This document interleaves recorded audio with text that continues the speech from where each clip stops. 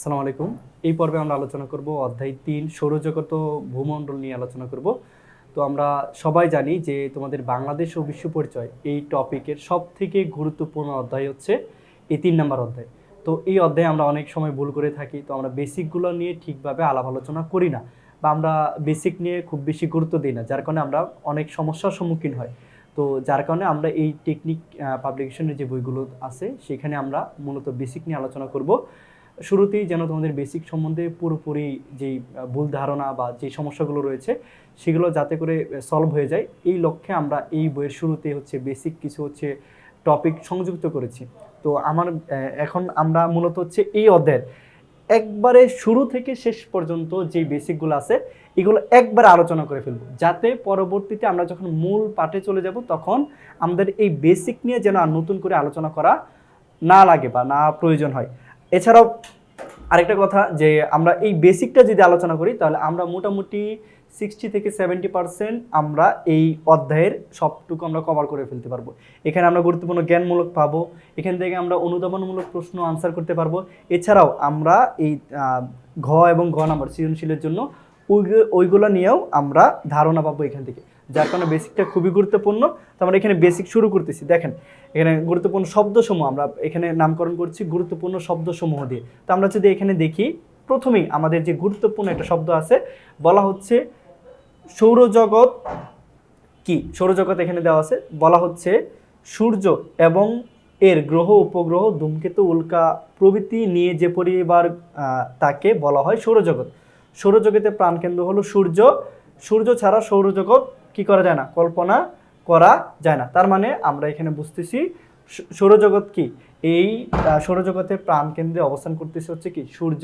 সূর্যকে কেন্দ্র করে গ্রহ আছে, উপগ্রহ আছে, নক্ষত্র আছে, ইত্যাদি ইত্যাদি আরও অনেক কিছু আছে। তো এইটা হচ্ছে সৌরজগৎ, ঠিক আছে। তো এখান থেকে আপনার প্রশ্ন আসতে পারে বহুপদীতে, যে সৌরজগতের অভ্যন্তরে কি আছে, সৌরজগতের প্রাণ কেন্দ্রে কি আছে, এখান থেকে প্রশ্ন আসতে পারে। তো আমরা সহজেই বলে দিব যে সৌরজগৎ হচ্ছে এমন একটা জগৎ যেখানে কি আছে, প্রাণ কেন্দ্রে অবস্থান করতেছে সূর্য। প্রাণ কেন্দ্রে কি অবস্থান করতেছে সূর্য, তার আশেপাশে কি আছে, গ্রহ আছে, উপগ্রহ আছে, আরও উল্কা বা প্রভৃতি আরও অন্যান্য জিনিসগুলো আছে, ঠিক আছে। সৌর কলঙ্ক, এখন আমরা মোটামুটি সবাই অবগত আছি সৌর শব্দের অর্থ কি। সৌর শব্দের অর্থ কি? সৌর শব্দের অর্থ হচ্ছে সূর্য। সৌর শব্দের অর্থ কি? সৌর শব্দের অর্থ হচ্ছে সূর্য। সৌর শব্দের অর্থ সূর্য। আবার সৌরজগৎ মানে কি, সূর্যের জগৎ। তো এখানে কলঙ্ক মানে কি বোঝায়? কলঙ্ক মানে আমরা হচ্ছে কোনো হচ্ছে অপরাধকে বোঝানো হয়, ঠিক আছে। তো এই অপরাধ মানে কালো জিনিস, এখানে কলঙ্ক বলতে আমি কালো কোনো কিছু বোঝাচ্ছি, বা আমরা বলি না কালো অধ্যায়।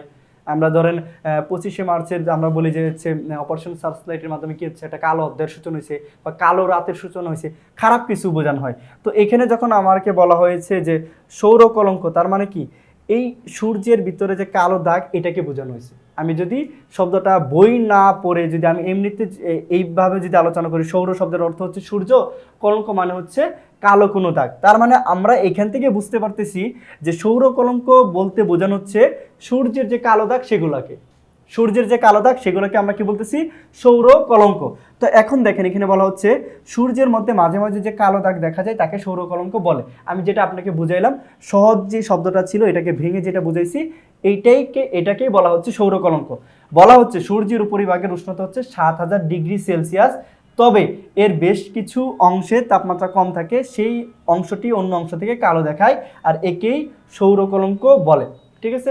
সূর্য যখন অনেক বেশি তাপ থাকে, আমরা জানি 100 ডিগ্রি সেলসিয়াস হলে কি হয়, পানি ফুটন্ত হয়, মানে হচ্ছে যেটা হয় আর কি, গরম হয়ে ফুটন্ত হয়ে যায় আস্তে আস্তে। তো এখানে 57,000 ডিগ্রি সেলসিয়াস মানে কি আরও বিশাল একটা ব্যাপার, ঠিক আছে। তো যেখানে তাপমাত্রা কম থাকে, 57,000 ডিগ্রি বা সমান পরিমাণের তাপমাত্রা যখন থাকে না, তখন সূর্যে কিছু কিছু কালো দাগ দেখা যায়, যেটাকে ভূগোলবিদ যারা আছে তারা এটাকে নামকরণ করেছে কি সৌর কলঙ্ক।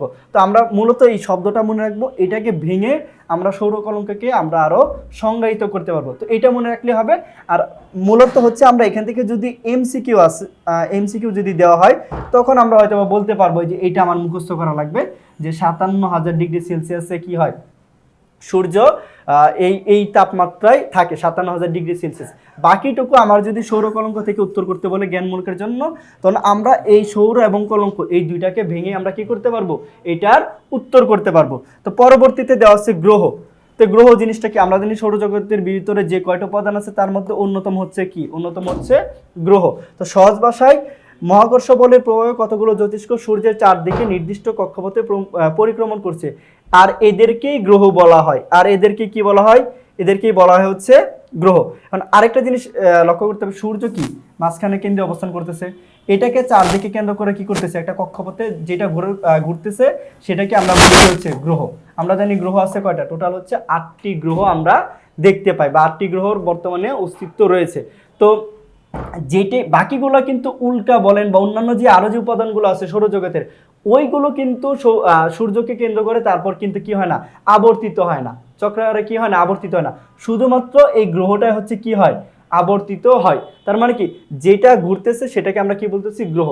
তো এখানে কিসের, আমরা জানি মহাকর্ষ বলতে কি বুঝায়, আমরা কি বুঝি, দুইটি বস্তুর মধ্যে পারস্পরিক যে আকর্ষণ সেটাকে আমরা বলি হচ্ছে মহাকর্ষ বল। তো এই যে এইটি মহাকর্ষ বলের প্রভাবে কি করতেছে, গ্রহ হচ্ছে চারদিকে ঘুরতেছে। তো আমরা বেসিক্যালি বলতে পারি কি, সূর্যকে কেন্দ্র করে যেটা হচ্ছে কি মহাকর্ষ বলের প্রভাবে ঘুরতেছে সেটাকে আমরা বলতেছি হচ্ছে গ্রহ। ঠিক আছে, দেখেন এটা আরো বলা হচ্ছে যে এটা নির্দিষ্ট কক্ষপথে পরিক্রমণ করতেছে, মানে যেই পথে ঘুরতেছে সেটা কি নির্দিষ্ট, অনির্দিষ্ট কোনো কিছু না। এমন না যে ঘুরতেছে ঘুরতেছে বিক্ষিপ্ত ভাবে বা বক্রাকারে বা অন্য কোনোভাবে ঘুরতেছে, এরকম কোনো কিছু কিন্তু না।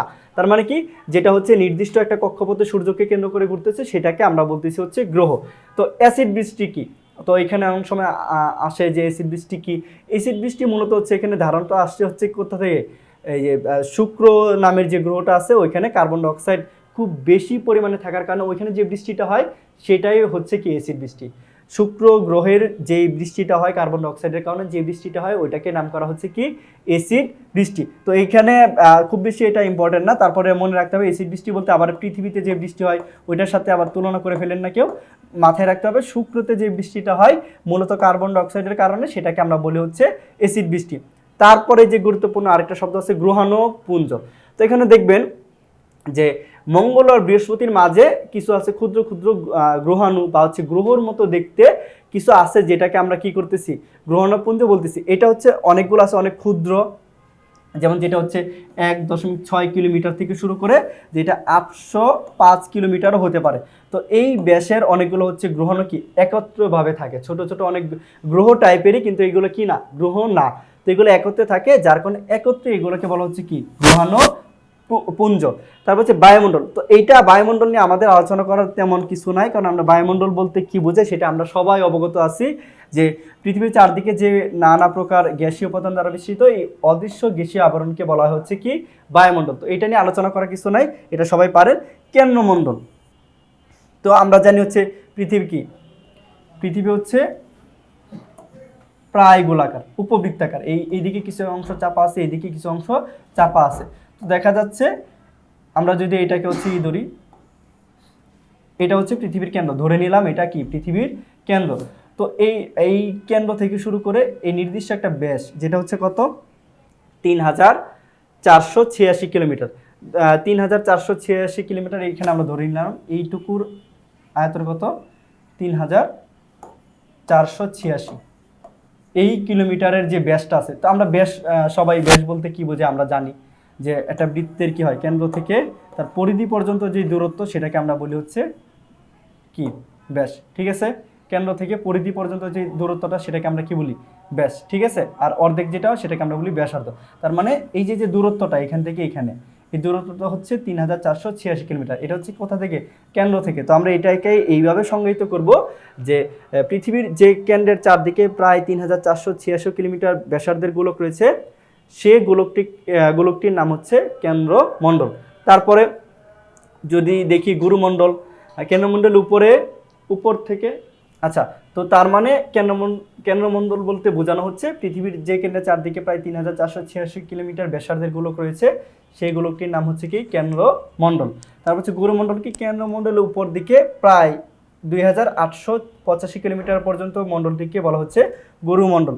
তো এখানে আমরা যদি চিত্রের দিকে চলে যাই, দেখেন তো এই যে এই পর্যন্ত হচ্ছে 3486, ঠিক আছে।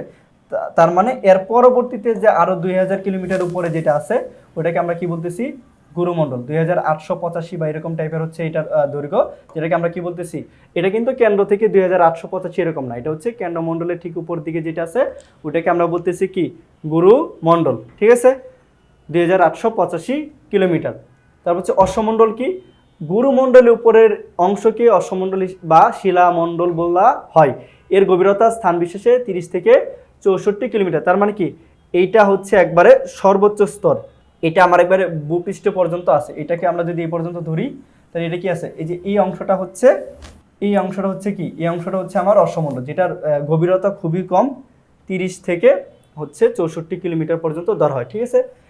তারপর হচ্ছে অক্ষরেখা, পৃথিবীর মানচিত্রে কোনো স্থানের অবস্থান নির্ণয়ের জন্য পূর্ব পশ্চিমে যে কতগুলো কাল্পনিক রেখা অঙ্কন করা হয় তাকে বলা হচ্ছে অক্ষরেখা। তাকে কি বলা হয়, অক্ষরেখা। তো আমরা এখানে যদি চিত্রের মধ্যে দেখি তাহলে আমরা আরো বুঝতে পারবো। এটাকে আমরা ধরে নিলাম হচ্ছে পৃথিবী। আমরা জানি মানচিত্রের সবসময় উপরের দিক থেকে কি থাকে, উত্তর, নিচের দিক হচ্ছে দক্ষিণ, এদিক হচ্ছে পূর্ব, এদিক হচ্ছে পশ্চিম। তো বলা হচ্ছে পূর্ব থেকে পশ্চিমে যে কাল্পনিক রেখাগুলো অঙ্কন করা হয় সেগুলোকে আমরা কি বলি, সেগুলোকে বলা হচ্ছে, এই যে এখানে যে 3টা রেখা আঁকলাম, 4টা রেখা আঁকলাম, এই 4টায় কি, 4টাকে বলা হচ্ছে অক্ষরেখা। মূলত এগুলো কেন আমার এই রেখাগুলো কেন প্রয়োজন, এগুলো হচ্ছে পৃথিবীর অবস্থান নির্ণয়ের জন্য, বিভিন্ন দেশের অবস্থান, পৃথিবীর দেশসমূহের অবস্থান নির্ণয়ের জন্য, অবস্থান, এই জন্য কি করা হচ্ছে, এই রেখাগুলো অঙ্কন করা হচ্ছে। তাহলে আমরা মূলত মনে রাখবো যে পূর্ব থেকে পশ্চিমে যে সমস্ত রেখাগুলো টানা হয়েছে সেগুলোকে আমরা কি, সেগুলোকে আমরা বলবো হচ্ছে অক্ষ রেখা। এইরকম করে আমাদের রেখা আছে টোটাল কয়টা, টোটাল রেখা আছে 90 ডিগ্রি পর্যন্ত, টোটাল কত, 0 থেকে 90 ডিগ্রি। এটা হচ্ছে মূলত এইখান থেকে, এই যে পৃথিবীর কেন্দ্র থেকে এক একটার কৌণিক দূরত্ব। তার মানে এইটা যদি 10 ডিগ্রি ধরেন 10 ডিগ্রি অক্ষরেখা হয়, তার মানে হচ্ছে এখান থেকে এই কোণটার মান হবে কত, 10 ডিগ্রি। আবার এটাও তো 10 ডিগ্রি হবে, সেম এখানে 10 ডিগ্রি হওয়া মানে কি, এটা এসে এখানে 10 ডিগ্রি হবে, তার মানে কি এখানেও কি হবে, কৌণিক দূরত্ব হবে কি 10। মূলত এইভাবেই হিসাব করা হয়। বরাবর কি হয় এটা আমরা জানি, যখন কোনো সরল রেখা থেকে এই মাঝখান থেকে কোনো লম্ব আঁকা হয় সেটা কত ডিগ্রি হয়, এখানে 90 ডিগ্রি হয়, এইদিকেও 90 ডিগ্রি, এইদিকেও 90 ডিগ্রি। তখন তার মানে কি হচ্ছে যে এখানে টোটাল এই কৌণিক দূরত্ব হিসাব করা হয়। তাহলে আমরা মূলত মনে রাখবো, আর কিছু মনে রাখবো না, শুধুমাত্র একটা জিনিসই মনে রাখবো যে পৃথিবীর মানচিত্রে কোন স্থানের অবস্থান নির্ণয়ের জন্য পূর্ব থেকে পশ্চিমে যে রেখাগুলো টানা হয় সেগুলোকে বলা হচ্ছে অক্ষরেখা। এখন হচ্ছে নিরক্ষরেখা, এইটা বলতে আমরা কি বুঝি, নিরক্ষরেখা বলতে আমরা কি বুঝি, দেখেন এটা হচ্ছে বলতে কি বোঝাই, নিরপেক্ষ বোঝাচ্ছে। আমরা বলি নিরাপরাধ, এরকম আমরা বুঝি না, উপসর্গের যুগে অনেক শব্দ গঠন করি, মানে যার কোনো অপরাধ নেই সে কি নিরপরাধ। তাহলে এখানে শব্দ থেকে আমি যদি নিরক্ষরেখাকে আমি যদি বিশ্লেষণ করতে যাই, যেই রেখা কোনো অক্ষেই না সেটাকে আমরা কি বলতেছি, নিরক্ষ রেখা। আবারও বলতেছি, হচ্ছে একটা উপসর্গ, এটা দিয়ে আমরা কি করতেছি, বিভিন্ন শব্দ গঠন করতেছি। তো আমরা যেমন নিরপরাধকে আমরা যেটা বললাম যে যার কোনো অপরাধ নাই সেটাকে আমরা কি বলতেছি, সেটাকে আমরা বলতেছি নিরপরাধ, ঠিক আছে, যার কোনো অপরাধ নাই। তো এখানে নিরক্ষ রেখা মানে কি, যেই রেখা কোনো অক্ষেই না, নিরক্ষ রেখা যার কি, যে কোনো অক্ষেই নাই সেটাকে আমরা নিরক্ষ রেখা। তার মানে কি, যেই রেখায় যে পৃথিবীকে সমান দুইটা ভাগে ভাগ করছে, একটা হচ্ছে উত্তর অংশ, একটা হচ্ছে দক্ষিণ অংশ, এবং এই রেখাটা পূর্ব থেকে পশ্চিমে যে অবশ্যই অক্ষরেখা, এটা কি নিরক্ষ রেখা, কি একটা হচ্ছে অক্ষরেখা, যেটা হচ্ছে কি এই পূর্ব থেকে পশ্চিম পর্যন্ত বিস্তৃত, এবং এই রেখাটা পৃথিবীকে সমান দুইটা ভাগে ভাগ করছে। একটা হচ্ছে উত্তর গোলার্ধ, উত্তর অংশকে বলা হচ্ছে উত্তর গোলার্ধ, দক্ষিণ অংশকে বলা হচ্ছে দক্ষিণ গোলার্ধ, এবং এই রেখাটা কোনো গোলার্ধেই কি না অবস্থান করতেছে না। এবং এটা যদি আমি ডিগ্রি আকারে প্রকাশ করতে চাই, এটা হচ্ছে 0 ডিগ্রি। এটা কত, 0 ডিগ্রি, ঠিক আছে। তো নিরক্ষরেখা কি, এখন দেখেন আমি যদি এখানে বলি যে দুই মেরু থেকে সমান দূরত্বে পৃথিবীকে পূর্ব পশ্চিমে বেষ্টন করে যে রেখা কল্পনা করা হয়েছে তাকে নিরক্ষরেখা বা বিষুব রেখা বলা হয়। তো নিরক্ষরেখার আরেকটা নাম হচ্ছে কি, এই বিষুব রেখা। তো আরেকটা জিনিস এখানে বলা হয়েছে যে পৃথিবীকে পূর্ব পশ্চিমে বেষ্টন করে যেটা টানা হয়েছে। তো আমরা যদি এখানে চিত্রের দিকে লক্ষ্য করি তাহলে দেখতেছি কি, এই যে এই রেখাটার এইখান থেকে উত্তর দিকে যতটুকু দূরত্ব, এটা থেকে দক্ষিণ দিকেও কি হচ্ছে, এই যে এই শেষ মাথা পর্যন্ত সেম দূরত্ব, ঠিক আছে। এইটা এখানে বলা হয়েছে যে এই রেখাটা কি পূর্ব থেকে পশ্চিম দিকে বিস্তৃত, এবং যে রেখাটা কি উত্তর এবং দক্ষিণে কি সমান বা মাঝখানে যেটা অবস্থান করতেছে সেটাকে আমরা বলতেছি কি রেখা, নিরক্ষরেখা আরো সহজভাবে বললে এটা কোন গোলার্ধে, যদি বলে যে নিরক্ষরেখা হচ্ছে কোন গোলার্ধে অবস্থিত, তাহলে এটা সঠিক উত্তর হবে এই রেখা কোন গোলার্ধে অবস্থান করে না। ঠিক আছে, কোন গোলার্ধে কি না অবস্থান করে না, এটা হচ্ছে নিরপেক্ষ একটা রেখা। তারপর হচ্ছে সমক্ষ রেখা। অক্ষরেখাগুলো পূর্ব পশ্চিমে বিস্তৃত এবং পরস্পর সমান্তরাল। আমরা আগেই বলেছি যে এই যে অক্ষরেখাগুলো আছে এটা হচ্ছে কি কৌণিক দূরত্ব। ধরেন এটা যদি আমি ধরি, এটা মাঝখান বরাবর আছে, এটা কি 45 ডিগ্রি আমি যদি ধরি, এটাও কত, এইখান বরাবর যদি একটা রেখা টানি তাহলে এটাও কি হবে 45 ডিগ্রি হবে। তার মানে কি এই যে এই কেন্দ্র থেকে এই রেখাটা কি হয়েছে 45 ডিগ্রি একটা কোণ উৎপন্ন করছে, এখান থেকেও এটা 45 ডিগ্রি, এখান থেকেও এটা 45 ডিগ্রি। তারপর আমি যদি এখানে ধরেন আরেকটা, আমি যদি এখানে করি, এটা আমি দিলাম হচ্ছে 35 ডিগ্রি। তার মানে কি এখান থেকে এই পর্যন্ত এটা কত হয়েছে 35 ডিগ্রি, এখান থেকে এটা কত হয়েছে 35। আর এখানে আমি টোটাল যদি এইভাবে রেখা এই পূর্ব পশ্চিমে এইভাবে যদি টানতেই থাকি বা যোগ করতেই থাকি, তাহলে আমি টোটাল হচ্ছে 90টা রেখা টানতে পারবো। দক্ষিণ গোলার্ধে 90টা, উত্তর গোলার্ধে আবার হচ্ছে 90টা। তার মানে কি এখানে 90টা, এখানে 90টা। আবার প্রত্যেকটা এক একটা থেকে আরেকটা দূরত্ব হচ্ছে ধরেন 1 ডিগ্রি। কত ডিগ্রি 1 ডিগ্রি। এখান থেকে 90টা টানবো, 90টায় হচ্ছে পরস্পর সমান দূরত্বে 1 ডিগ্রি করে মাঝখানে ফাঁকা থাকবে। যেহেতু প্রত্যেকটার মাঝে দূরত্ব বা প্রত্যেকটা রেখার মাঝখানে দূরত্ব হচ্ছে সমান, যার কারণে আমরা এইটাকে বলি হচ্ছে সমক্ষ রেখা। সমক্ষ মানে কি যে সমান যে রেখাগুলো, তার মানে এই প্রত্যেকটা রেখায় হচ্ছে মধ্যবর্তী যে দূরত্ব এটা হচ্ছে সমান থাকার কারণে আমরা এটাকে বলতেছি হচ্ছে সমক্ষ রেখা। ঠিক আছে। তারপরে আরেকটা গুরুত্বপূর্ণ শব্দ হচ্ছে কর্কটক্রান্তি। তে বলা হচ্ছে যে ইটা আছে কর্কটক্রান্তি এবং মকরক্রান্তি দুইটা আমরা একসাথে যদি আলোচনা করি, দেখেন এটাকে আমি ধরে নিলাম পৃথিবীর মাঝ বরাবর, যেটাকে হচ্ছে কি নিরক্ষ রেখা। ঠিক আছে। আর এটা ঠিক এই দিকে 23.5 ডিগ্রিতে হচ্ছে একটা খুবই বিখ্যাত একটা হচ্ছে রেখা, যেটাকে আমরা বলি হচ্ছে কর্কটক্রান্তি। ঠিক একইভাবে এই নিরক্ষ রেখা থেকে এই 23.5 ডিগ্রি দক্ষিণ, এটা হচ্ছে কি সমান ভাগে ভাগ করছে, এই অংশ হচ্ছে উত্তর গোলার্ধ, এই অংশ হচ্ছে দক্ষিণ গোলার্ধ। তো এখানে উত্তর গোলার্ধে যেটা 23.5 ডিগ্রি সেটাকে আমরা বলি হচ্ছে কি, সেটাকে আমরা বলতেছি হচ্ছে কর্কটক্রান্তি। এবং 23.5 ডিগ্রি যেটা দক্ষিণে আছে সেটাকে আমরা বলতেছি কি, সেটাকে আমরা বলতেছি হচ্ছে মকরক্রান্তি। ঠিক আছে। আবার আরেকটা এখানে একটা বৃত্ত আছে, এটা হচ্ছে 66.65, এখানে আবার একটা বৃত্ত আছে যেটাকে আমরা বলি কি, এটাকে বলি হচ্ছে কুমেরু বৃত্ত, এটাকে বলি আমরা সুমেরু। এখানে কর্কট ক আছে শুধুমাত্র, যার কারণে এটাকে কুমেরু। এটা মকর যদিও মমেরু এরকম টাইপের হয় নাই, যেটাকে আমরা বলি কি সুমেরু। ঠিক আছে, এটাকে বলি সুমেরু, এটা হচ্ছে কুমেরু বৃত্ত। আর মূলত এই রেখাগুলো আমরা একজন ভূগোলবিদের কাছে খুবই গুরুত্বপূর্ণ হওয়ার কারণে এই দুইটা রেখা অবশ্যই আপনাকে মনে রাখতে হবে। আরেকটা জিনিস লক্ষণীয়, এই 23.5 ডিগ্রি দক্ষিণ উত্তর যে অক্ষাংশ রেখাটা আছে, অর্থাৎ কর্কটক্রান্তি যে রেখাটা আছে, এইটা বাংলাদেশের মাঝখান দিয়ে কি হয়েছে, মাঝখান বরাবর দিয়ে চলে গেছে। ঠিক আছে, ফরিদপুর বা এই অঞ্চলগুলো দিয়ে হচ্ছে বরাবর চলে গেছে। ঠিক আছে। তো এটা এই কারণেই গুরুত্বপূর্ণ যে শব্দ সমূহ আছে এই কারণেই এখানে দেওয়া হয়েছে। ঠিক আছে, যে মকরক্রান্তি এবং হচ্ছে কর্কটক্রান্তি। 23.5 ডিগ্রি উত্তর অক্ষাংশ রেখাকে বলা হয় কর্কটক্রান্তি এবং 23.5 ডিগ্রি দক্ষিণ অক্ষাংশ রেখাকে বলা হচ্ছে মকর ক্রান্তি। আর এখানে 65.5 ডিগ্রি উত্তর অক্ষাংশে যে বৃত্তটা হয়েছে সেটাকে আমরা বলি কুমেরু বৃত্ত, এবং দক্ষিণ গোলার্ধে যেটা আছে সেটাকে আমরা বলি হচ্ছে সুমেরু বৃত্ত। তারপর হচ্ছে দ্রাঘিমা রেখা।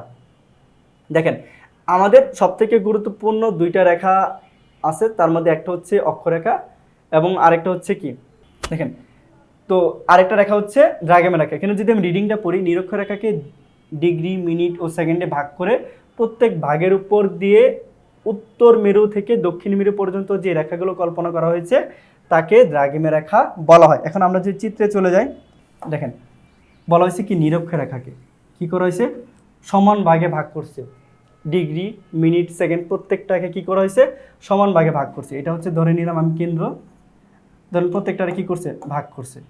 ঠিক আছে, এবং ভাগ করে যে রেখাটা পাওয়া গেছে কি উত্তর থেকে দক্ষিণ বরাবর। অক্ষরেখা কি হচ্ছে পূর্ব থেকে পশ্চিম, আর দ্রাঘিমা রেখা কি নিরক্ষরেখায় কি করছে উত্তর থেকে দক্ষিণ বরাবর টানছে। তো এটাকে আমি এই ধরেন এইভাবে টানছে, এটা হচ্ছে পৃথিবীর মূল মধ্যরেখা। আবার এটাকে ধরেন এভাবে টানছে, এরকম করে টানছে। তার মানে কি এইখানে হচ্ছে তার সমান ভাগ, এইটা থেকে এইটা, তারপরে হচ্ছে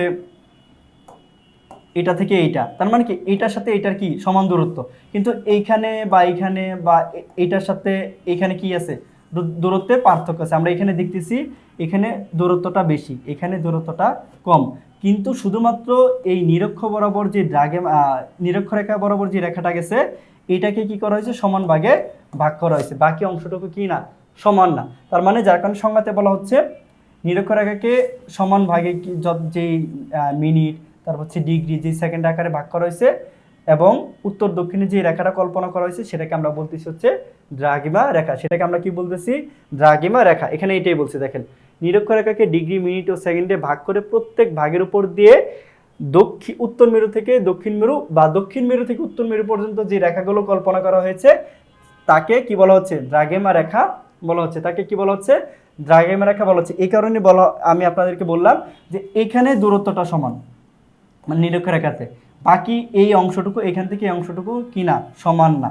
কারণ এখানে কি হচ্ছে দেখেন, কমে গেছে, কারণ এখান থেকে যা শুরু হয়েছে এখানে এসে আবার মিলিত হয়েছে। কারণ আমি এই বরাবর যদি একটা রেখা টানি এরকম, তারপরে এটা এসে এখানেই মিলিত হবে। তার মানে কি, এখান থেকে এটা দূরত্ব দেখেন এখানে কতটুকু, আবার এখানে এসে কি হয়ে গেছে, কম হয়ে গেছে, এখানে কম, এখানে আবার বেশি। তার মানে কি শুধুমাত্র সমান আছে কি, নিরক্ষরেখার এই জায়গাটাই সমান, বাকিটুকু কি না, সমান না। আমরা জানি দ্রাঘিমা রেখা কি, সময় নির্ধারণের জন্য খুবই গুরুত্বপূর্ণ একটি রেখা। আচ্ছা, তো এখানে বলা হচ্ছে মূল মধ্য রেখা। এই জিনিসটা আসলে কি, দেখেন আমরা যদি নাম বিশ্লেষণ করি তাহলে আমরা বুঝতে পারবো মূল বা যেটা শিকড়, বা আমরা বলি না গাছের মূল বা শিকড়, মধ্য রেখা মাঝখানের যে রেখা, মানে শিকড় বরাবর যে রেখা আমরা সেটাকে বলতেছি কি, মূল মধ্য রেখা। এখন আমি যদি এটাকে বিশ্লেষণ করি, দেখেন এই যে পৃথিবী, এই যে পৃথিবী, এটার মাঝখান কি, এই যে রেখাটা, আবার এই পূর্ব থেকে পশ্চিমে একটা মাঝখান বরাবর যে রেখাটা গেছে সেটাকে আমরা বলি নিরক্ষ রেখা। সেটাকে আমরা কি বলি, নিরক্ষ রেখা। এবং এই উত্তর থেকে দক্ষিণ মেরু বরাবর বা গ্রিনিচ মান মন্দিরের উপর দিয়ে একটা রেখাটা আনা হয়েছে, যেটা উত্তর থেকে দক্ষিণ মেরু পর্যন্ত বিস্তৃত।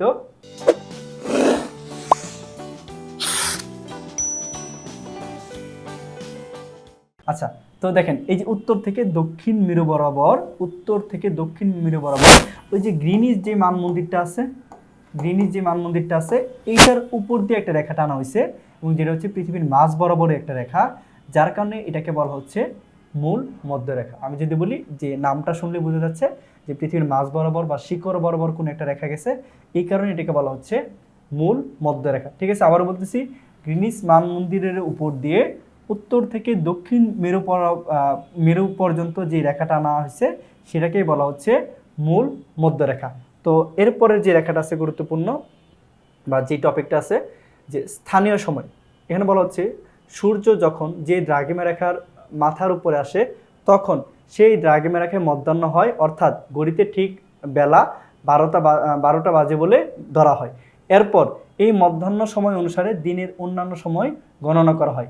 এইভাবে যে দ্রাঘিমা রেখায় যখন মধ্যাহ্ন হয় এবং সেই অনুসারে সে সময় গণনা করা হয় তাকে স্থানীয় সময় বলে।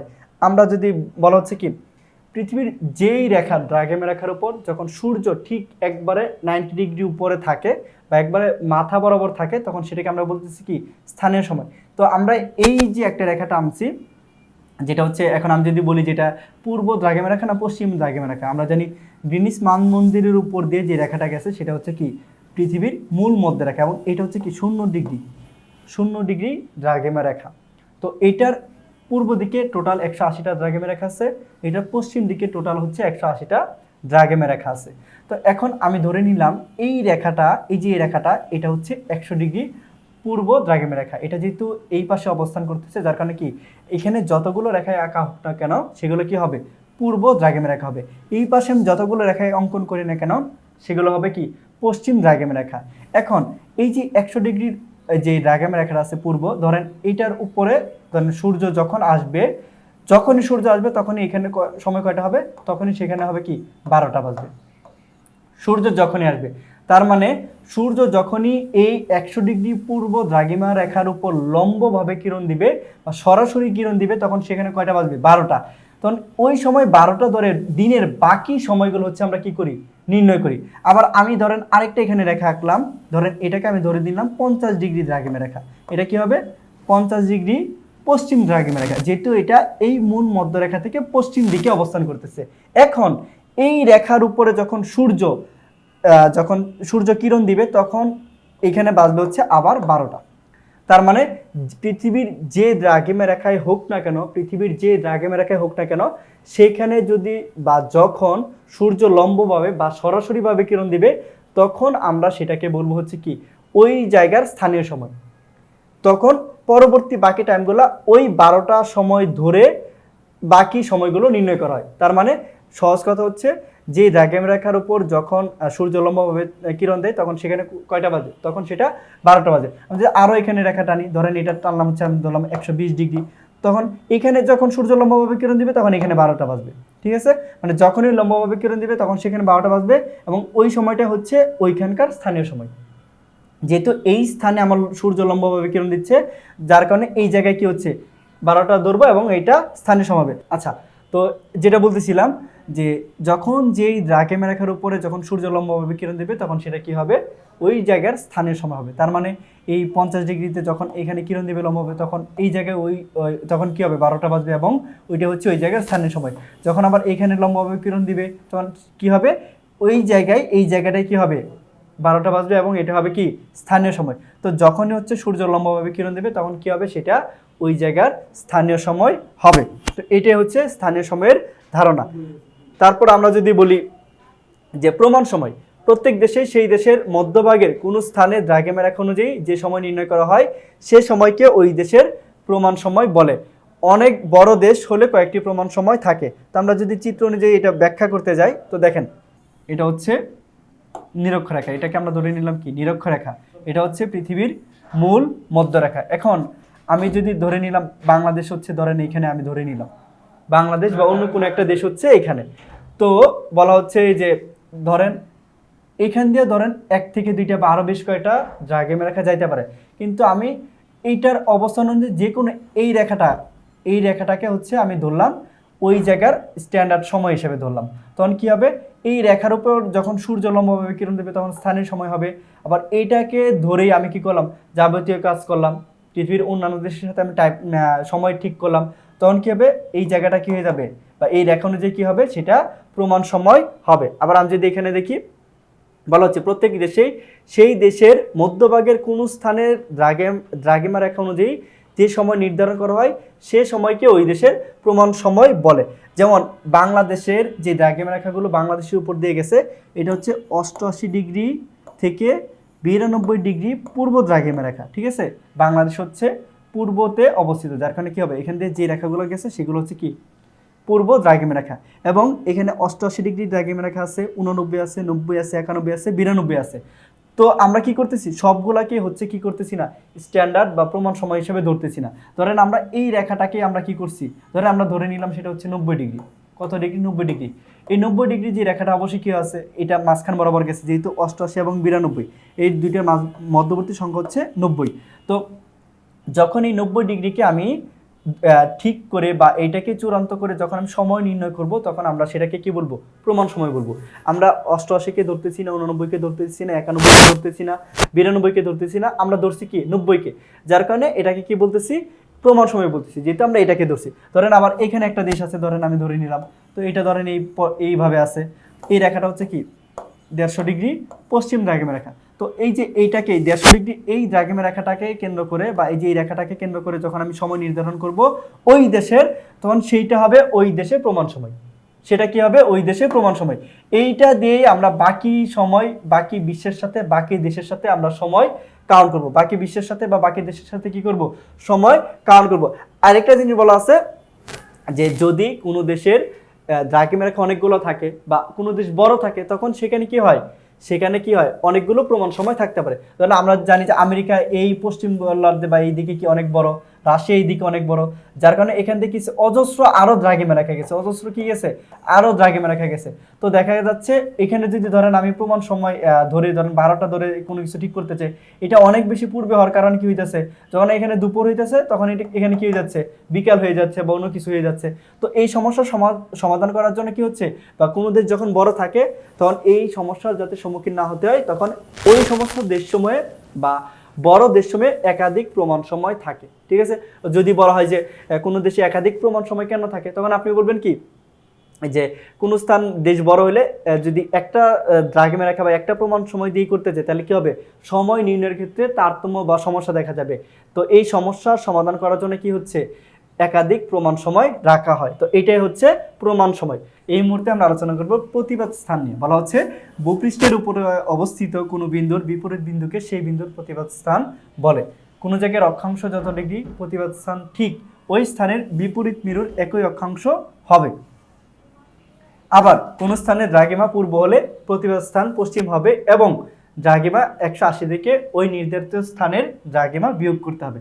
তো বলা হচ্ছে আমরা জানি যেহেতু পৃথিবী হচ্ছে কি গোলাকার, পৃথিবী হচ্ছে গোলাকার, যেহেতু গোলাকার বা বর্গাকার যাই হোক না কেন প্রত্যেকটা জায়গার কি আছে, একটা বিপরীত জায়গা আছে। যদি আমার এখানে দেখবেন যে অনেক সময় গুলি করে, ঠিক কি হয়, পিছন দিয়ে বের হয়ে যায়, ঠিক আছে, বিপরীত দিকে কি হয়ে যায়, বের হয়ে যায়। তো ঠিক একইভাবে পৃথিবীও যেহেতু একটা গোলাকার একটা বস্তু, যদিও সম্পূর্ণ গোলাকার না আমরা জানি, যদিও বলার সুবিধার্থে আমরা এটাকে গোলাকার বলে নিচ্ছি। তো ধরেন এই জায়গাটার কি আছে, একটা বিপরীত জায়গা আছে, এই জায়গাটার একটা বিপরীত জায়গা আছে, এই জায়গাটার একটা বিপরীত জায়গা আছে। যখন আমরা চিত্র বিশ্লেষণ করব আমরা সবসময় কি করব, একটা আপনার এই যে কি বলে এটা নিরক্ষরেখা অঙ্কন করে নেব এবং মূল মধ্যরেখাও অঙ্কন করে নেব, তাহলে আমরা বুঝতে পারবো। তো বলা হচ্ছে যদি আমার এটা কোনো একটা জায়গা হয় তার ঠিক বিপরীত জায়গাটা করতে হবে। আমি যদি সাধারণভাবে কল্পনা করি এটা বিপরীত জায়গা, কিন্তু এটা হবে না। দেখেন এটা কিন্তু সরাসরি বিপরীত জায়গা হচ্ছে না, কিন্তু এইটা যদি আমি ধরেন এই জায়গায় অঙ্কন করি তাহলে কি হবে, দেখেন এখান থেকে এইখানে পুরোপুরি একটা বড় একটা রেখা আমি অঙ্কন করতে পারছি। এটা বিপরীত হবে কি এই জায়গায়, এটা বিপরীত কই হবে এই জায়গায়। যদি আমি এইটার বিপরীত আমি যদি রেখা অঙ্কন করতে যাই, ধরেন এইটা হবে কোথায় হবে, এইখানে হবে, ঠিক আছে। তো প্রত্যেক জায়গার কি আছে, একটা বিপরীত একটা জায়গা আছে। এই বিপরীত জায়গাটা হচ্ছে প্রতিবাদ স্থান। এই বিপরীত জায়গাটাই কি হচ্ছে প্রতিবাদ স্থান আমরা বলি। তো এখন এটা সে নির্ণয় করি কিভাবে, আমরা বলা হচ্ছে কোনো জায়গার প্রতিবাদ স্থান যদি আমি নির্ণয় করতে যাই তাহলে এইটার যে অক্ষাংশ থাকবে অক্ষাংশ সেম অক্ষাংশ হবে, কিন্তু শুধুমাত্র গোলার্ধটা চেঞ্জ হয়ে যাবে। ধরেন আমি এই বরাবর একটা অক্ষরেখা অঙ্কন করলাম, যেটা আমি ধরে নিলাম হচ্ছে কত 80 ডিগ্রি। 80 ডিগ্রি কেন ধরলাম, কারণ এটা এখান থেকে যদি কোণ অঙ্কন করতে যাই তাহলে বেশি হবে, ধরলাম এটা 80 ডিগ্রি। তার মানে এবং এইটা নিরক্ষরেখা হইলে এইটার উপর দিকে কি উত্তর গোলার্ধ, যার কারণে এটা কি হবে 80 ডিগ্রি উত্তর অক্ষরেখা। এবং বলা হচ্ছে কোনো জায়গার প্রতিবাদ স্থান যদি আমি অঙ্কন করতে যাই তাহলে কি হবে, সেটা তার ঠিক বিপরীত গোলার্ধের সেম বা একই অক্ষাংশ হবে। কি হবে, বিপরীত গোলার্ধের একই অক্ষাংশ হবে। তার মানে কি এখানে 80 ডিগ্রি উত্তর ছিল, অক্ষাংশ একই থাকবে অর্থাৎ 80 ডিগ্রি থাকবে, এবং সেটা কি হয়ে যাবে 80 ডিগ্রি দক্ষিণ অক্ষাংশ হয়ে যাবে। 80 ডিগ্রি কি হয়ে যাবে, দক্ষিণ অক্ষাংশ। না আরেকটা কথা বলেছে, ধরেন এই বরাবর যদি আমার ধরেন একটা ই টানি, ধরেন একটা দ্রাঘিমা রেখা টানি, যদি ধরলাম আমি, সেটা কত হয়েছে 100 ডিগ্রি হয়েছে। তো এখানে কি হবে, যেহেতু এটা এই দিকে অবস্থান করতেছে সেটা কি হবে 100 ডিগ্রি পূর্ব দ্রাঘিমা রেখা, তখন কি হবে সেটা আমার 180 থেকে বিয়োগ করতে হবে। 180 থেকে যদি আমি 100 বিয়োগ করি তাহলে কত হবে 80 ডিগ্রি। আগে ছিল সেটা পূর্ব, আর এই পাশে হয়ে যাবে কি, এই পাশে হয়ে যাবে সেটা পশ্চিম। তার মানে কি 80 ডিগ্রি পশ্চিম দ্রাঘিমা রেখা। তো আমরা হচ্ছে যখন কি করব বের করতে যাব, অনেক সময় এইগুলো বহু নির্বাচনীতে বেশি আসে যে অমুক জায়গার প্রতিবাদ স্থান কত, তখন আমরা অক্ষাংশটা ঠিকই রাখবো, শুধুমাত্র গোলার্ধ চেঞ্জ হবে, উত্তর থাকলে দক্ষিণ। আবার আমরা যদি এটা নির্ণয় করতে যাই 80 ডিগ্রি, তখন কি হয়ে যাবে, এখানে দক্ষিণ ছিল, হয়ে যাবে কি উত্তর। আর দ্রাঘিমার ক্ষেত্রে আমরা অনেক সময় ভুল করি, দ্রাঘিমাটা হচ্ছে যেই দ্রাঘিমাটা দেওয়া থাকবে এইটা হচ্ছে আমি 180 ডিগ্রি বিয়োগ করে দিলে হবে। কারণ আমি বললাম হচ্ছে 50 ডিগ্রি দ্রাঘিমা রেখার বিপরীত যে প্রতিবাদ স্থান হবে সেটা কত হবে, তখন আমি সেটা কি করব 180 থেকে 50 বিয়োগ করে দিব। তার মানে কত হইতেছে 130। যদি এইটা থাকে হচ্ছে আমার পশ্চিম, ধরে নিলাম এটা পশ্চিম, তাহলে এটা কি হয়ে যাবে, এটা হয়ে যাবে পূর্ব। ধরেন 100, আবার ধরেন আমি ধরে নিলাম 40 ডিগ্রি দক্ষিণ অক্ষাংশ রেখা, তাহলে সেটা কি হবে 40 ডিগ্রি এখানে দক্ষিণ আছে, কি হয়ে যাবে উত্তর হয়ে যাবে। তো এইভাবে হচ্ছে প্রতিবাদ স্থান আমার নির্ণয় করতে হবে। এবং যেটা বলা হচ্ছে যে প্রতিবাদ স্থান বলতে কি বোঝায়, যেহেতু এটা একটা গোলাকার একটা বস্তু, তো প্রত্যেক জিনিসেরই বিপরীতে একটা জায়গা আছে বা বিপরীতে একটা স্থান আছে। তো প্রতিবাদ স্থান হচ্ছে কি, যেটা হচ্ছে বিপরীত জায়গা। পৃথিবীর কোনো অংশের তার ঠিক বিপরীত জায়গাটা হচ্ছে প্রতিবাদ স্থান। পৃথিবীর কোন অংশের তার ঠিক বিপরীত জায়গাটা হচ্ছে কি প্রতিবাদ স্থান। আর আমরা আটটা জিনিস মনে রাখতে হবে যে বাংলাদেশের প্রতিবাদ স্থান হচ্ছে কি চিলির নিকট কোন একটা জায়গা আর কি, ঠিক আছে, চিলির নিকট কোন একটা জায়গা। তো এখানে দেখবেন চিলি হচ্ছে কি, আমরা হচ্ছে উত্তর গোলার্ধে অবস্থিত, আর চিলি কিন্তু দক্ষিণ গোলার্ধে। আমরা হচ্ছে পূর্ব দ্রাঘিমা রেখা অবস্থিত, চিলি হচ্ছে পশ্চিমে। ঠিক আছে, তো এটা মনে রাখলে বহু নির্বাচনী উত্তর দিতে পারবেন। তারপর হচ্ছে আন্তর্জাতিক তারিখ রেখা, এটা খুবই গুরুত্বপূর্ণ। ক খ গ গ থেকে উম চ ছ যা যা আছে সব জন্যই সব কিছুর জন্য এটা গুরুত্বপূর্ণ। আন্তর্জাতিক তারিখ রেখাটা আসলে কি? বলা হচ্ছে যে তারিখ রেখা অতিক্রম করলে দিন ও তারিখের পরিবর্তন হয় তাকে আন্তর্জাতিক তারিখ রেখা বলে। তার মানে আমরা মনে রাখবো একটা শুধুমাত্র রেখা আছে যেটা অতিক্রম করলে দিন এবং তারিখ দুইটারই কি হবে? পরিবর্তন হয়ে যাবে। অর্থাৎ কি হবে? দিন এবং তারিখের পরিবর্তন হয়ে যাবে। আন্তর্জাতিক তারিখ রেখা অতিক্রম করার ক্ষেত্রে পূর্বগামী জাহাজকে নির্ধারিত সময় থেকে বিয়োগ এবং পশ্চিমগামী জাহাজকে কি করতে হবে?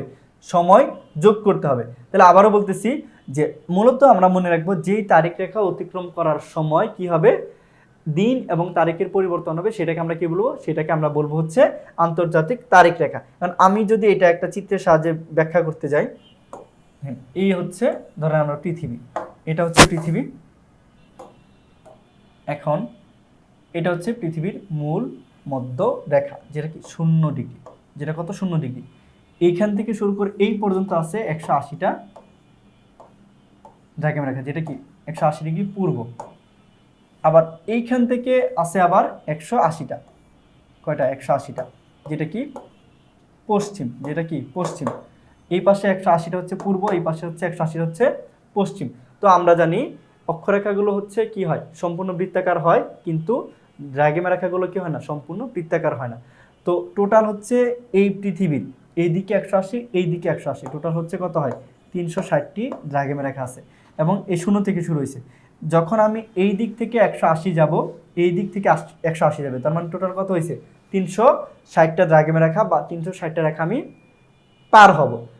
কিন্তু ওই 360 নাম্বার, এই দিক থেকে 180 নাম্বার যে রেখাটা আছে, এই দিক থেকে 180 নাম্বার যে দ্রাঘিমা রেখাটা আছে, ওইটা দুইটা কোনো রেখা না, ওইটা হচ্ছে একটা রেখায়। ধরেন আমি যদি এই পৃথিবী কল্পনা করি, ধরেন এই মাঝ বরাবর হচ্ছে 0 ডিগ্রি দ্রাঘিমা রেখা বা মূল মধ্য রেখা গেছে, এই আমার নাক বরাবর আমি ধরলাম। তখন আমি এই দিক থেকে যখন 180 পিছাবো, এই দিক থেকে যখন আমি 180 হচ্ছে পিছনে যাব, তখন এই যে আমার এই বরাবর যে রেখাটা আছে, এটা দুইটা কোনো রেখা না, এটা হচ্ছে শুধুমাত্র একটা রেখা।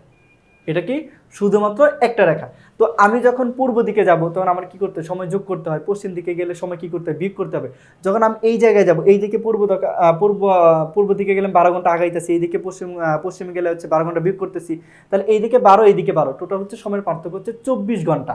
তো এই যে যেহেতু আমার এই যে পিছনে যে রেখাটা 360 ডিগ্রির যেটা হওয়ার কথা ছিল, সেটা হচ্ছে যেহেতু একই রেখা, তাহলে ওই একটা রেখা থেকে আমি 12 ঘন্টা যোগ, 12 ঘন্টা বিয়োগ, এই 12 ঘন্টা যোগ বিয়োগ করে সময়ের পার্থক্য হয়ে যায় হচ্ছে কি 24 ঘন্টা। যার কারণে যখন আমি ওই রেখাটা অতিক্রম করতে যাব, তখন আমার কি হবে? দিন এবং তারিখের পরিবর্তন হয়ে যাবে।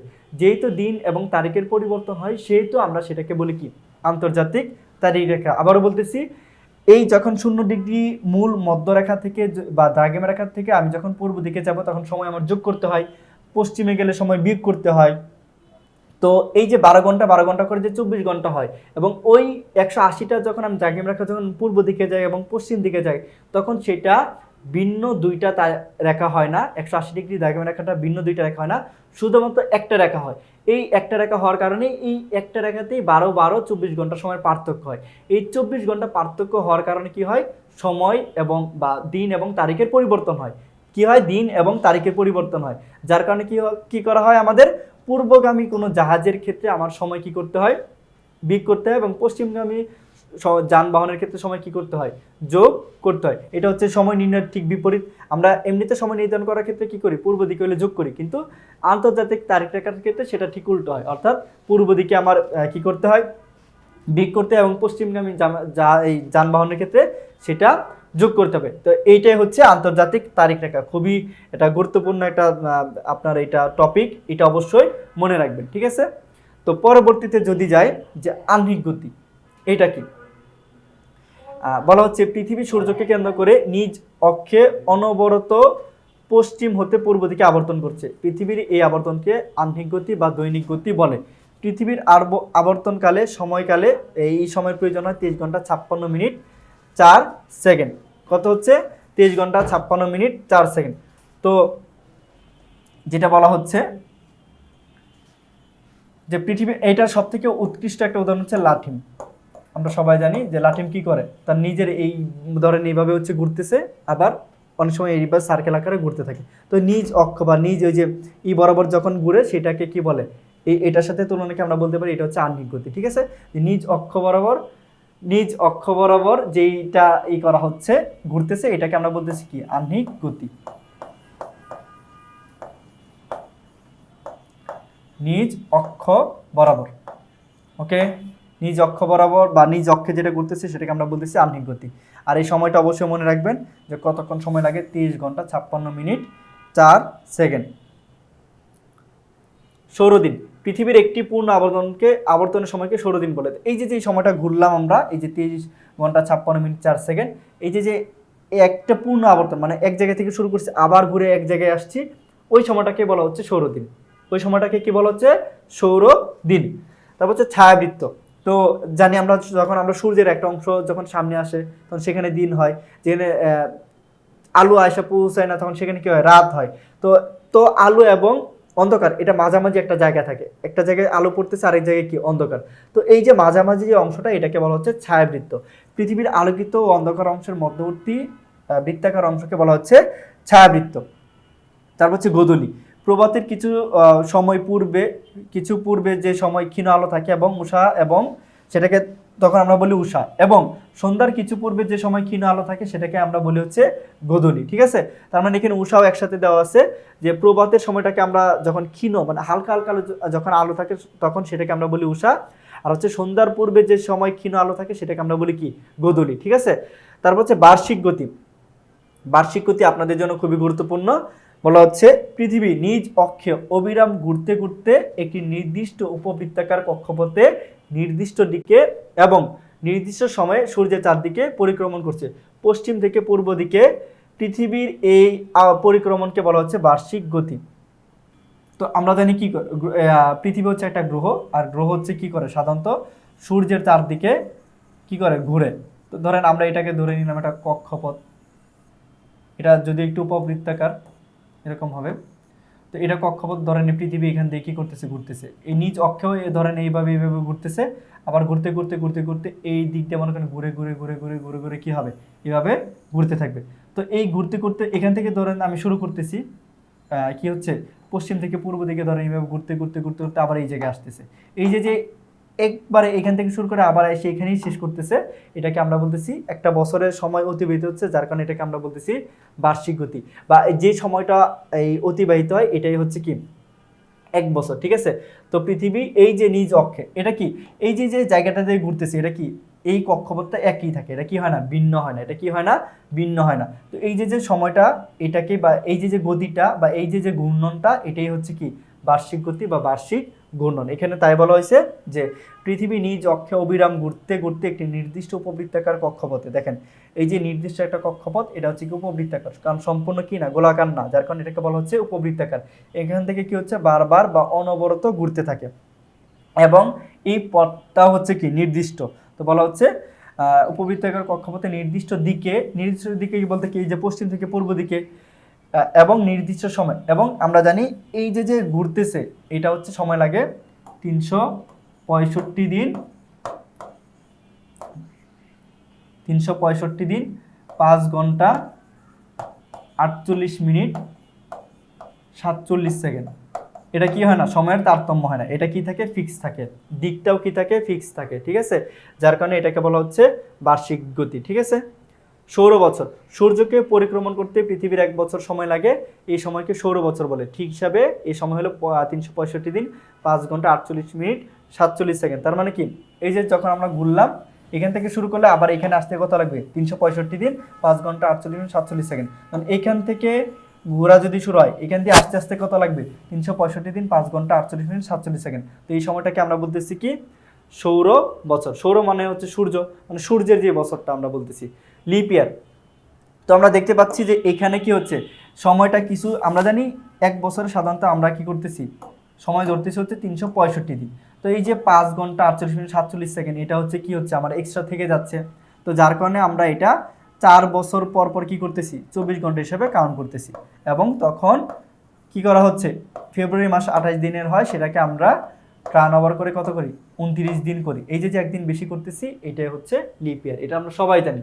এবং যেই বছর কি হয় 4 দ্বারা বিভাজ্য হয় সেই বছরটাই হচ্ছে কি লিপ ইয়ার। এটা আমরা ছোট থেকে পড়ে আসতেছি, এটা নিয়ে আবার বেশি কিছু আলোচনা করার কিছু নেই, ঠিক আছে। এটা হচ্ছে লিপ ইয়ার। বলা হচ্ছে সূর্যকে পরিক্রমণ করতে পৃথিবীর সময় লাগে 365 ঘন্টা, 365 দিন হবে 365 দিন 48 মিনিট 47 সেকেন্ড, কিন্তু 365 দিন এক বছর ধরা হয়। বাকি 5 ঘন্টা 48 মিনিট 47 সেকেন্ড প্রতি 4 বছরে একদিন বাড়িয়ে খ্রিস্টীয় চতুর্থ বছরে 366 দিনে বছর গণনা করা হয়। সে বছরে ফেব্রুয়ারি মাসকে 28 দিনের পরিবর্তে 29 দিন ধরা হয়। ইউরোপ বছরকে লিপ ইয়ার বলে, ঠিক আছে। উত্তর অয়নান্ত। দেখেন আমরা খুব এখানে সুন্দরভাবে এই অয়নান্ত এই শব্দটাকে ভাঙছি। অয়ন শব্দের অর্থ হচ্ছে চলন, অন্ত মানে হচ্ছে শেষ। আমরা বলি না এইটার কোনো কিছু অন্ত নাই, ঠিক আছে, এরকম বলি। তো অয়ন শব্দের অর্থ চলন, অন্ত মানে শেষ। দেখেন এখানে বলা হচ্ছে উত্তর অয়নান্ত, তার মানে কি উত্তর দিকে চলা শেষ। আমরা যদি উত্তর অয়নান্ত এখন ব্যাখ্যা করতে যাই, উত্তর দিকে চলা শেষ। বলা হচ্ছে অয়ন শব্দের মানে হচ্ছে চলন, অন্ত মানে শেষ। আর যেতে উত্তর কথা লাগানো আছে তার মানে কি উত্তর দিকে চলা শেষ। এখন দেখেন বলা হচ্ছে 21 জুনের পর সূর্য উত্তর গোলার্ধের দিকে সরে না, দক্ষিণ গোলার্ধের দিকে সরতে থাকে। সূর্যের এই অবস্থানকে উত্তর অয়নান্ত বলে। আবারও বলতেছি, তার মানে কি এখন সূর্য উত্তর দিকে আর কি না চলে না, সূর্য উত্তর দিকে না সরে এখন দক্ষিণ দিকে সরতে থাকে, ঠিক আছে। তো আপনি মূলত মনে রাখবেন এই শব্দটা ভাঙবেন। অয়ন মানে হচ্ছে চলন আর অন্ত মানে শেষ। এটা যখন আপনি মাথার মধ্যে ক্যাপচার করতে পারবেন তখন আপনি এই উত্তর অয়নান্তের সংজ্ঞাটা দিতে পারবেন, ঠিক আছে। তো আরও যদি সহজ ভাষায় বলি, এই 21শে জুন কি হয় সূর্যে বা উত্তর গোলার্ধে বা আমাদের এখানে কি হয় সব থেকে বেশি গরম অনুভূত হয়। তখন কি হয় আস্তে আস্তে সূর্য উত্তর দিকে না সরে দক্ষিণ দিকে সরতে থাকে। ধরেন এই দিকে সূর্য তাপ দিতেছে, তখন এই দিকে না দিয়ে আস্তে আস্তে সূর্য এই দিকে চলে আসে। তো এই দিকে যখন তাপ দিতে থাকে তখন কি হয় এখানে আস্তে আস্তে তাপমাত্রা কমতে থাকে, ঠিক আছে। তার মানে আপনি মাথায় মনে রাখবেন যে যখন এই যে 21শে জুনও বলছে তার মানে কি আস্তে আস্তে যখন সরতে থাকে তখন শীতকাল হয়ে থাকে। আর তখন কি হয় উত্তর গোলার্ধ থেকে দক্ষিণ গোলার্ধে আসতে থাকে, তার মানে এটাকে বলা হচ্ছে কি উত্তর অয়নান্ত। তারপর হচ্ছে দক্ষিণ অয়নান্ত মানে সেম একই জিনিস, অয়ন মানে চলন, অন্ত মানে শেষ। যেহেতু দক্ষিণ কথা লাগানো আছে তার মানে কি দক্ষিণ দিকে যখন চলা শেষ হয়ে যায়। আর এটা কখন হয় তখন 22 ডিসেম্বরের পর থেকে সূর্য আর কি হয় না দক্ষিণ গোলার্ধের দিকে সরে না, উত্তর গোলার্ধের দিকে সরতে থাকে, তখন সেটাকে কি বলে দক্ষিণ অয়নান্ত বলে। তারপর হচ্ছে অনুসুর। দেখেন এটাও এই শব্দটা আমরা ভেঙে ভেঙে তারপর ব্যাখ্যা করছি। বলা হচ্ছে অনু শব্দের অর্থ হচ্ছে কাছে, আর হচ্ছে সুর মানে হচ্ছে সূর্য। সূর্যের সমর্থক শব্দ হচ্ছে কি সুর। আরও অন্যান্য অনেক সমর্থক শব্দ আছে, কিন্তু যেহেতু এখানে অনুসুর কথাটা আছে যার কারণে আমরা এইটাকে ভেঙে তারপর হচ্ছে বিশ্লেষণ করতেছি। বলা হচ্ছে কি অনু শব্দের অর্থ কাছে, সুর শব্দের অর্থ হচ্ছে সূর্য। জানুয়ারির 1 তারিখ থেকে 3 তারিখে সূর্য পৃথিবীর নিকটবর্তী অবস্থানে থাকে, একে পৃথিবীর অনুসুর বলে। তার মানে কি যেহেতু পৃথিবীর অনুসুর মানে কি পৃথিবীর কাছাকাছি আসছে। অনু মানে কি বলা হচ্ছে অনু মানে হচ্ছে কাছে, তার মানে কি সূর্য। সূর্য এই পৃথিবীর কাছাকাছি যখন আসে তখন সেটাকে আমরা কি বলি পৃথিবীর অনুসর বলি। তার মানে আমরা বলতে পারি সূর্য যখন পৃথিবীর কাছাকাছি আসে তখন সেটাকে আমরা কি বলি পৃথিবীর অনুসর বলি। আর তারিখটা এক্সট্রা করে মনে রাখবেন, সূর্য কি করে 1 তারিখ থেকে 3 তারিখ পর্যন্ত জানুয়ারি মাসের সব থেকে নিকটবর্তী থাকে। তারপরে বলা হচ্ছে অপসর কি, অপশব্দের অর্থ হচ্ছে দূরে, আর সুর মানে হচ্ছে সূর্য। আমরা অনু মানে পড়ছিলাম একটু আগে কি কাছে, এখন অপ মানে কি হচ্ছে দূরে। তো যখন সূর্য কি থাকে যখন পৃথিবীর অপসর মানে কি সূর্য পৃথিবীর থেকে যখন সূর্য সব থেকে বেশি দূরে থাকে তখন সেটাকে আমরা কি বলি পৃথিবীর অপসর বলি। বলা হচ্ছে জুলাইয়ের 1 তারিখ থেকে 4 তারিখ পর্যন্ত সূর্য পৃথিবী থেকে সব থেকে বেশি দূরে থাকে, যার কারণে এটাকে বলা হচ্ছে পৃথিবীর অপসর। আর পৃথিবীর অনুসর কি সূর্য জানুয়ারির 1 তারিখ থেকে 3 তারিখ পর্যন্ত যখন সূর্য পৃথিবীর সব থেকে বেশি নিকটবর্তী হয় তখন আমরা সেটাকে কি বলি সেটাকে বলি হচ্ছে পৃথিবীর অনুসর, ঠিক আছে। তার মানে অন এবং এই যে অপ এই দুইটা শব্দের অর্থ যদি আপনি মনে রাখেন তখন আপনি সেটাকে আরো সুন্দর করে ব্যাখ্যা করতে পারবেন। এখন আমরা আলোচনা করব জোয়ার ভাটা নিয়ে। বলা হচ্ছে চাঁদ ও সূর্যের মহাকর্ষীয় শক্তি এবং পৃথিবীর কেন্দ্রাতিক বলের প্রভাবে সমুদ্রপৃষ্ঠের জল নিয়মিতভাবে ফুলে ওঠাকে জোয়ার এবং জল নেমে যাওয়াকে ভাটা বলে। তো আমরা জানি হচ্ছে পৃথিবীর প্রত্যেক বস্তুই একটি অপরটিকে আকর্ষণ করে। তো এই আকর্ষণের ফলে কি হয় তাদের মধ্যে দেখা গেছে হচ্ছে একটা নড়াচড়া বা গতির একটা জিনিস লক্ষ্য করা যায়। আমরা জানি পৃথিবীর 4 ভাগের 3 ভাগে হচ্ছে জল, 1 ভাগ হচ্ছে স্থল। তো এইভাবে যখন জলগুলো থাকে, ধরেন অন্য একটা বস্তু ধরলাম এখানে চাঁদ, তো এটা কি করে আকর্ষণ করে। এই আকর্ষণ করার কারণে স্থলভাগ তো এটার কাছাকাছি যেতে পারে না বা ওই আকর্ষণে এতটা সাড়া দিতে পারে না, কিন্তু জলভাগ যেখানে থাকে সেগুলো কি করে, সাড়া দেয়, যার ফলে কি হয় ওইটা ওই বস্তুর দিকে ধাবিত হয়। তো পানি যেহেতু ধাবিত হয় তখন কি হয়, এই অংশটুকু ফুলে যায়, এই ফুলে যাওয়াকে বলা হচ্ছে জোয়ার। এবং এই যে এই জলগুলো বা পানিগুলো কোথা থেকে যায়, এইখান থেকে যায়, এইখান থেকে যায়। তো এখানে যাওয়ার কারণে এখানে পানির পরিমাণটা কমে যায়, এখানে কি হয় পানির পরিমাণটা কমে যায়। আর এই কমে যাওয়ার এই পানি কমে যাওয়াকে বলা হচ্ছে ভাটা। ফুলে যাওয়াকে বলতেছি আমরা জোয়ার এবং কমে যাওয়াকে বলতেছি আমরা ভাটা। তারপর বলা হচ্ছে মহাকর্ষ।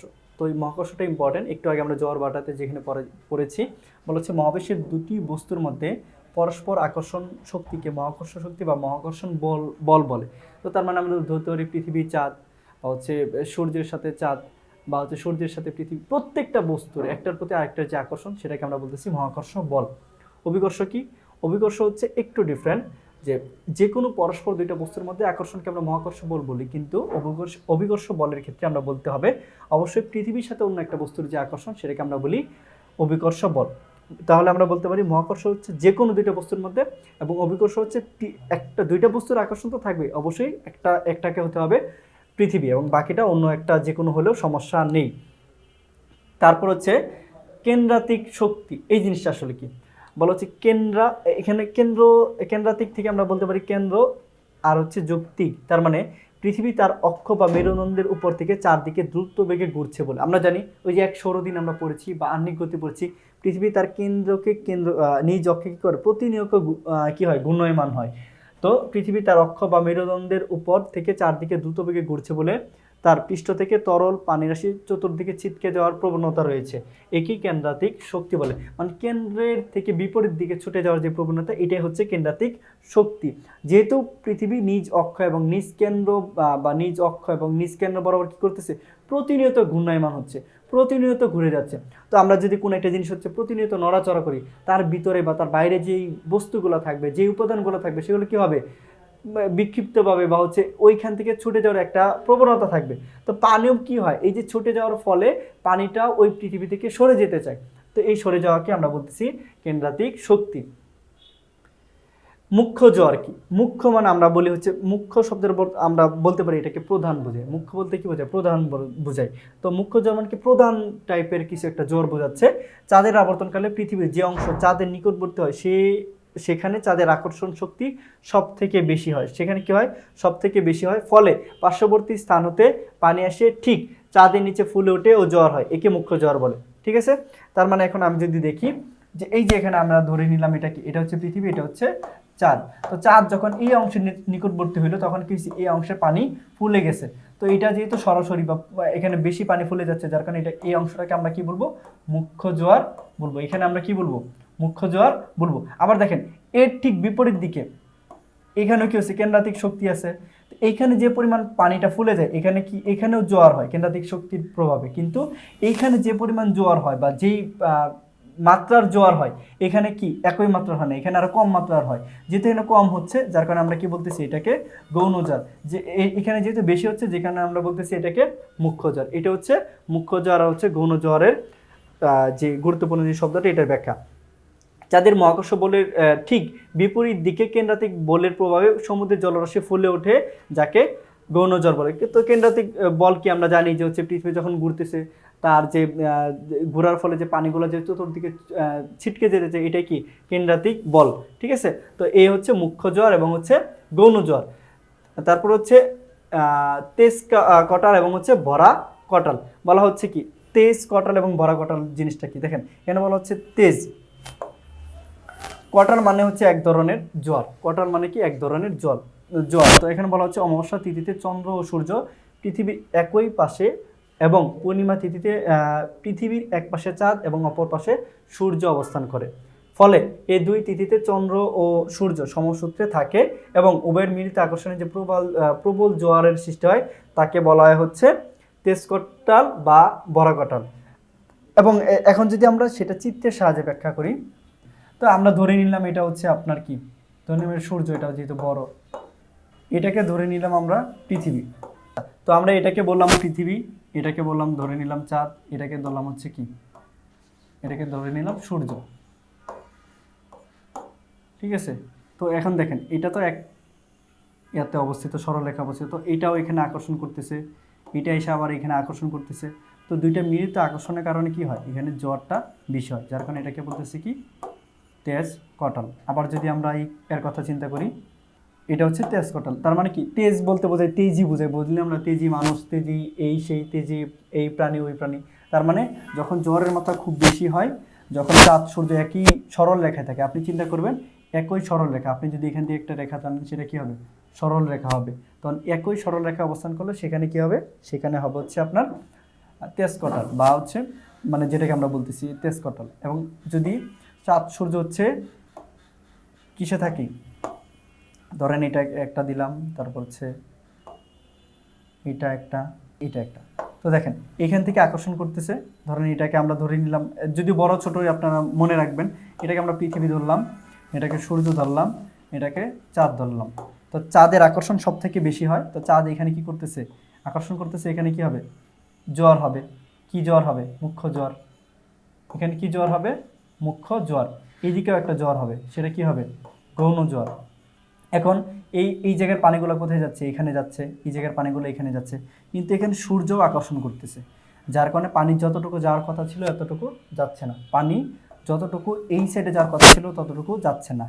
তো এই সূর্য কী করতেছে, এই অংশটুকু আকর্ষণ করতেছে। তো দেখা যাচ্ছে এখানে যে মুখ্য জ্বর হওয়ার কথা ছিল যে পরিমাণে, সেই পরিমাণে হচ্ছে না, যার কারণে এই জ্বরটা হচ্ছে, সেটাকে আমরা বলতেছি কি মরা কাটাল। মানে আমরা বলি না মরা মানুষ বা মরা শরীর, এরকম কিছু বলি না, তার মানে এটাকে হচ্ছে দুর্বল অর্থে এটাকে আমরা বলতেছি মরা কটাল। আর এটা যেহেতু প্রবল আকর্ষণ হচ্ছে, যার কারণে এটাকে আমরা বলতেছি তেজ কটাল। ঠিক আছে, তো এখানে তাই বলছে, সেম কথাই বলছে, অমাবস্যা তিথিতে চন্দ্র সূর্য পৃথিবীর একই পাশে। দেখেন অমাবস্যা হলে কী হবে, চন্দ্র সূর্য পৃথিবীর একই পাশে হবে, তার মানে এই যে চন্দ্র সূর্য কী হবে, পৃথিবীর একই পাশে হবে। আর যদি হচ্ছে পূর্ণিমা তিথি হয়, তাহলে এক পাশে চাঁদ আর এক পাশে সূর্য অবস্থান করবে, অর্থাৎ পৃথিবীটা থাকবে মাঝখানে। আমি একটা চিত্র দিয়ে যদিও ব্যাখ্যা করছি। ফলে এই দুই তিথিতে চন্দ্র ও সূর্য সমসূত্রে থাকে এবং উভয়ের মিলিত আকর্ষণ যে প্রবল জ্বরের সৃষ্টি হয় তাকে তেজকটাল বা বরাকটাল বলে। এখন আমি যদি ধরেন সাময়িক সময়ের জন্য আমি এইটাকে ধরে নিলাম হচ্ছে পৃথিবী, এটাকে ধরে নিলাম চাঁদ, এটা সূর্যই, তার মানে কি এখানেও কি হবে, এখানেও আকর্ষণ করবে, এখানেও আকর্ষণ করবে, যার কারণে দুই জায়গায় কি হবে, মানে তেজকটাল অনুষ্ঠিত হবে। কারণ কি, কারণ এখানেও আকর্ষণ করতেছে, এখানেও আকর্ষণ করতেছে। আবার কেন্দ্রাতিক শক্তির বলে এখানেও হইতেছে জ্বর হইতেছে, এখানেও জ্বর হইতেছে, তার মানে কি দুই পাশেই আকর্ষণ খুবই প্রবল, যার কারণে কি হবে, তেজকটাল হবে। আর এইটা কি হবে, সবসময় কি হবে, এই যে এইদিকেও টানবে, এইদিকেও টানবে, যার কারণে কি হবে, এখানে মরাকটাল হবে। সপ্তমী ও অষ্টমী তিথিতে চন্দ্র ও সূর্য পৃথিবীর সমকোণে অবস্থান করে, তার মানে কি সরল রেখায় থাকবে তেজকটাল, আর সমকোণে অর্থাৎ 90 ডিগ্রিতে থাকবে হচ্ছে মরাকটাল। ফলে চন্দ্রের আকর্ষণ এই সময় চাঁদের দিকে জ্বর হয়, কিন্তু সূর্যের আকর্ষণের জন্য এই জ্বরের বেগ তত প্রবল হয় না, এরূপ জ্বরকে মরাকটাল বলে। তার মানে কি, আমি চিত্র দেখলে বুঝবো, যখন দেখবো সমকোণ তখন সেটা হবে মরা, যখন দেখবো সরল রেখা, চাঁদ সূর্য সব মনে করেন যে একই রেখাতে বা এক সরল রেখাতে আছে, তখন আমরা সেটাকে বলবো কি, সেটাকে বলবো হচ্ছে তেজকটাল। তো এই ছিল আমার এই যে যে তৃতীয় অধ্যায় থেকে গুরুত্বপূর্ণ যে শব্দসমূহ ছিল, এই ছিল তার হচ্ছে ব্যাখ্যা ছিল। অবশ্যই আপনারা এই অধ্যায় যেহেতু খুবই গুরুত্বপূর্ণ, বলা যায় আপনাদের বাংলাদেশ ও বিশ্ব পরিচয়ের সব থেকে গুরুত্বপূর্ণ চ্যাপ্টার হচ্ছে 3 নম্বর অধ্যায়। পরবর্তীতে মুক্তিযুদ্ধ বা অন্যান্য চ্যাপ্টার রয়েছে মানে গুরুত্বের ক্রম অনুসারে। তো এই চ্যাপ্টারটা খুবই গুরুত্বপূর্ণ, অবশ্যই সেক্ষেত্রে ভালো প্রিপারেশন নেওয়ার ক্ষেত্রে অবশ্যই এই অধ্যায়ের যে গুরুত্বপূর্ণ শব্দগুলো আছে এগুলো অবশ্যই আগে থেকেই জানতে হবে, যাতে আপনি একটা শব্দ বলা মাত্রই আপনি ওইটার সম্বন্ধে পুরোপুরি ধারণা চলে আসে। অবশ্যই এটা ফোকাস রাখতে হবে। তো এটা ভালোভাবে প্র্যাকটিস করবেন এই বই থেকে, তাহলে আশা করছি আপনাদের একবারে মানে 100% প্রস্তুতি নেওয়াই সম্ভব হবে, কোনো ধরনের সমস্যা থাকবে না, আপনারা নিজেরাও আর অন্যদেরকে পড়াতে পারবেন এইভাবে যদি আপনারা বেসিক প্রশ্নগুলো ট্রাই করেন। দেখা হচ্ছে পরবর্তীতে নতুন কোনো পর্বতে, ততক্ষণ পর্যন্ত ভালো থাকুন, সুস্থ থাকুন, আল্লাহ হাফেজ, আসসালামু আলাইকুম।